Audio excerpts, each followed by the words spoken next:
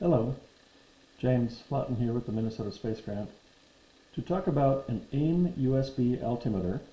Here's one right here, and how to do some testing on it and use the software to program it, perhaps before putting it into a high-power rocket.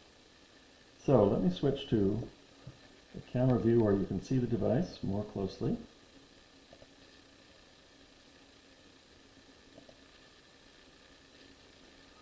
Okay, so here's the AIM USB.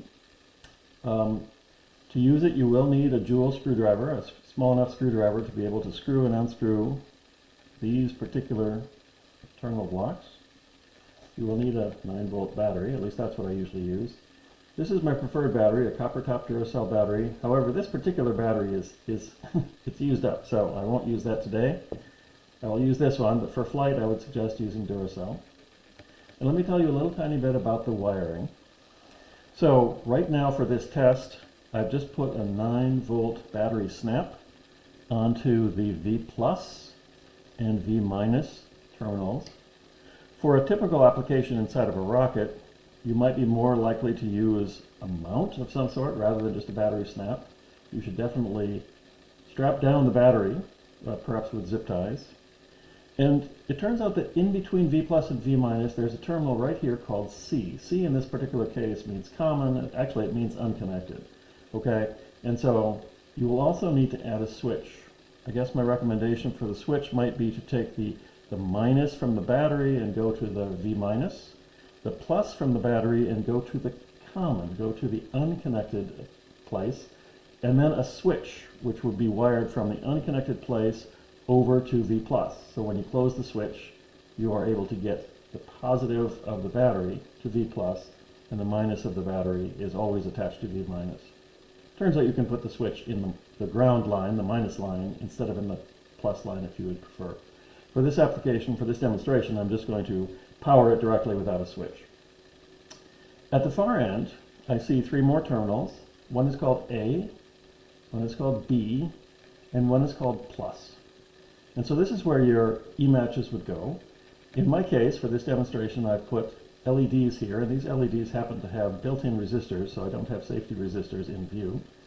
And in the case of an E-match, it doesn't matter what is plus and minus, but for an LED it does matter. So my channel A, I have the negative of the LED in the A, and then the positive of the LED in the plus. And for B, I have the negative of the LED in the B, and the positive of the LED in the plus. And I've chosen a blue LED for channel A, because that's the one I want to go off at apogee in the blue sky, and the green LED for channel B, that's the one I want to go off shortly before landing, closer to the green grass. So my apologies if there's kind of a hiss in the audio of this video, and the reason for that is that I've turned off most of Zoom's audio background sound deletion features, because if they're turned on, you won't hear the beeps, and the beeps are really important. So first of all, when I power the device, I'll do that in a moment, let me just tell you what to expect as far as beeps go. First of all, there will be a total of 12 beeps in 4 sets of 3.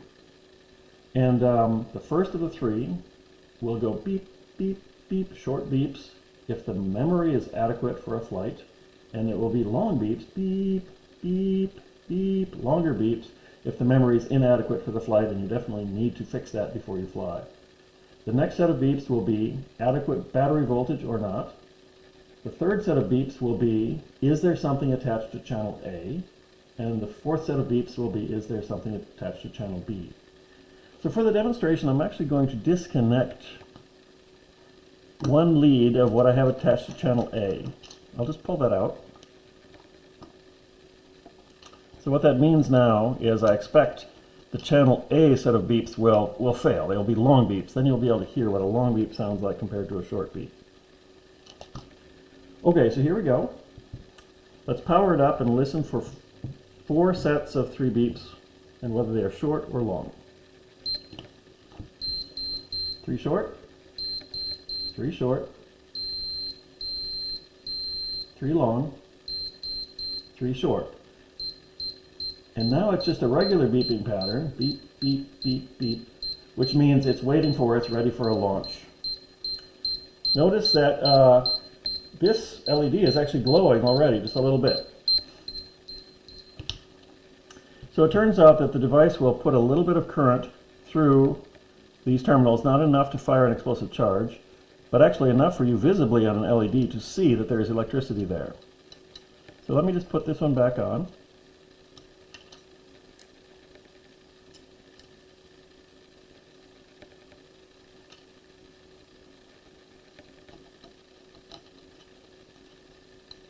And when I do that, it will change the beat pattern. And in fact, both of them will glow. I think I won't bother checking that, but both of them will glow just a little bit when I put the battery back on. Now, what you want to do for using this device is you want to program it so that the A channel goes off at a specific point.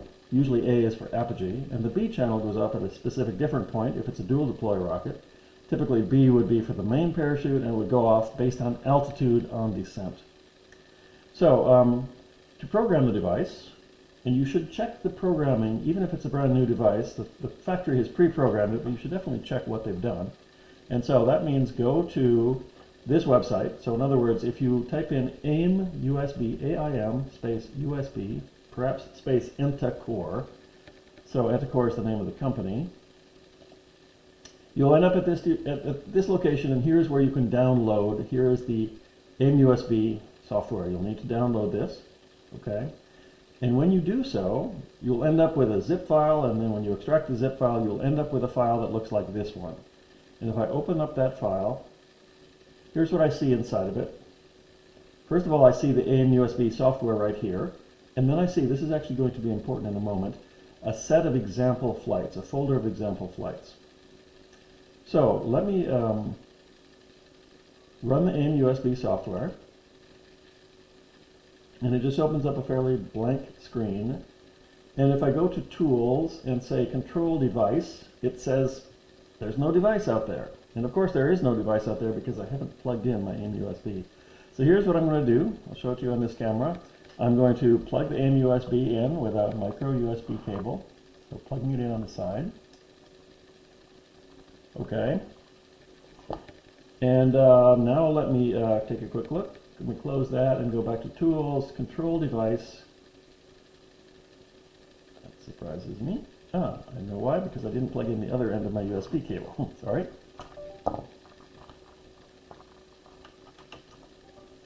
Okay, now my USB cable is plugged in at both ends. And there it is. It says device connected, so it knows there's a device there.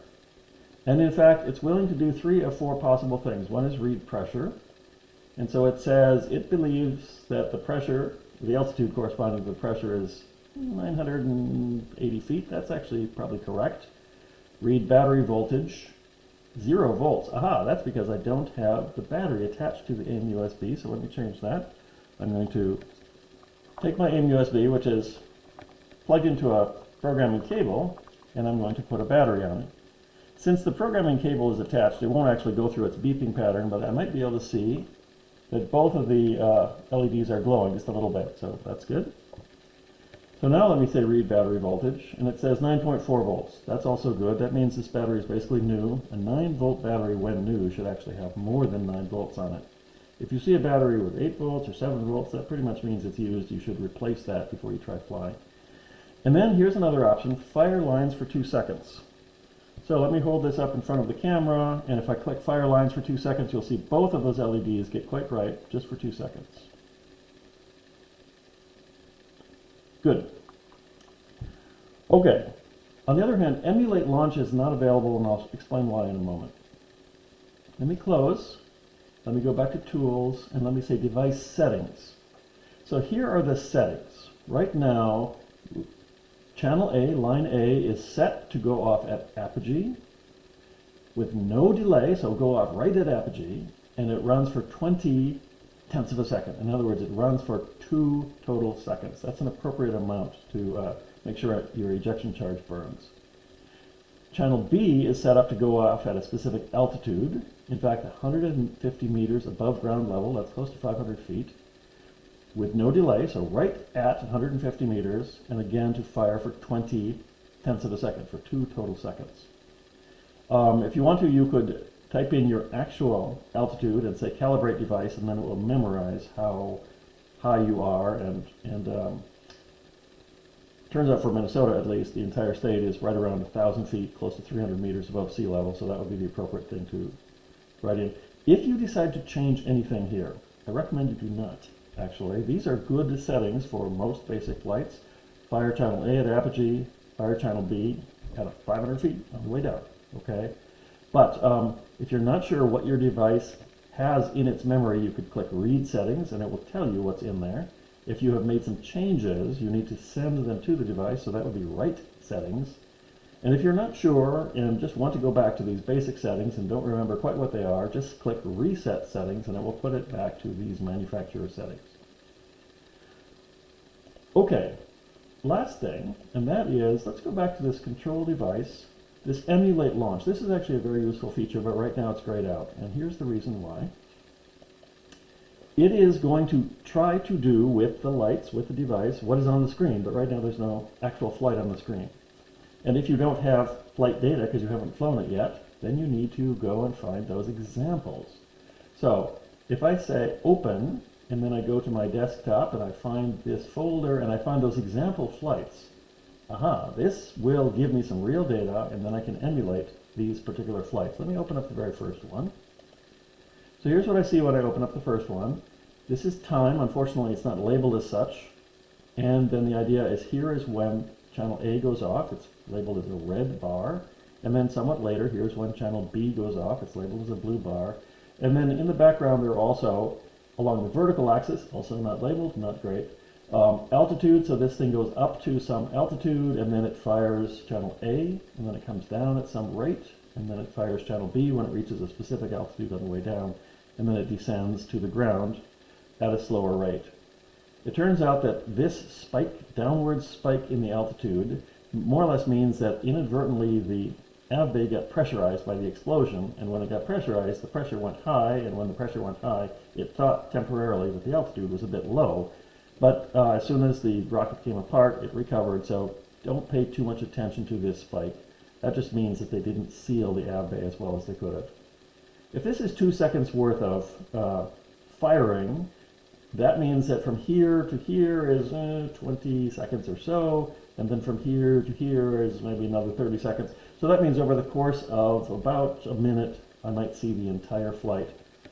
Let's try it. So now that I have something on the screen, I can in fact emulate a launch right here. So here's what to watch for. First of all, I will hold this up in front of the camera so you can watch the lights. And remember, the blue one should go off first, the green one should go off later. What it will do is in this window, it will count down, actually count up until about 14 seconds, if I remember correctly. And then it will say, notice the launch, and then it will ascend supposedly for about 20 seconds, and then it will fire the first one, and then it will descend for another 20-30 seconds, and it will fire the second one, and then it will continue until it lands, and then it will turn off the emulator. So let's try it. Here we go. Emulate launch. Watch the LEDs in the small video. It says you can attach the battery. Well, my battery is already attached. There it is. Good to go with the battery. Okay. Okay, it's going through the beeping patterns. So that was good. 4 sets of short beeps. Now it's waiting for launch.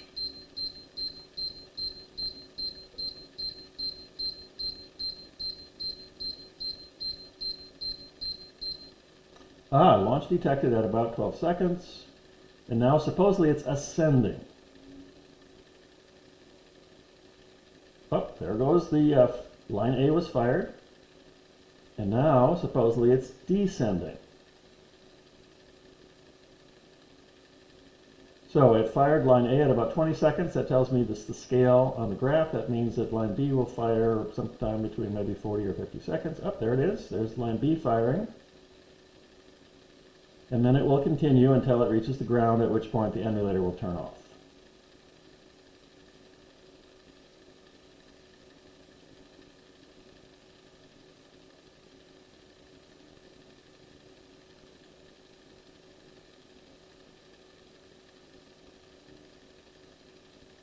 Okay, there it is, 63 seconds, it's done, it's back to the ground. So if I close this, again, here's what it did. It pretended to launch, it pretended it was going up and then burned out and then started continuing up, but stopped going up so fast until the velocity, the vertical velocity, reached 0. In other words, it's not going up anymore. It fires the first of the 2 lines. It comes down at some rate. It's emulating what's on the screen. The rate here is a negative rate. That means it's coming down, perhaps a moderately fast rate. And then when it reaches a specific altitude, a specific pressure, it fires the second charge, and then it comes down at a not so fast rate, and eventually it reaches the ground. If I were to look at the other one, so I'm just going to take the second one for instance. Now the second one, it turns out that here is the firing of a charge, but it's very short. And what that means is that the time scale here is quite long. And then later, here's the firing of a second charge. So if you want to emulate this flight, that's fine, just be patient. And the reason I say be patient is because if this is 20 seconds, then this here is going to be several minutes before it fires the second charge. So it will take a long time before you see that second charge go off. Similarly with the other two, I think the comp one here or the K1200 one, both of them go quite high and therefore take a long time between firing the apogee charge and firing the main charge. So again, be patient. My recommendation is use this one instead because it fires the apogee charge at 20 seconds in, it fires the main charge 43 or so seconds in, and you don't have to wait so long to see both of them go off.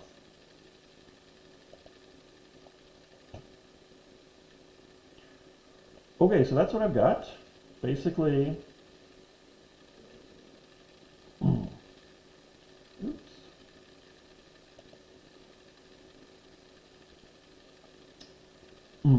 how to test an altimeter, an AIM USB altimeter before putting it into a rocket.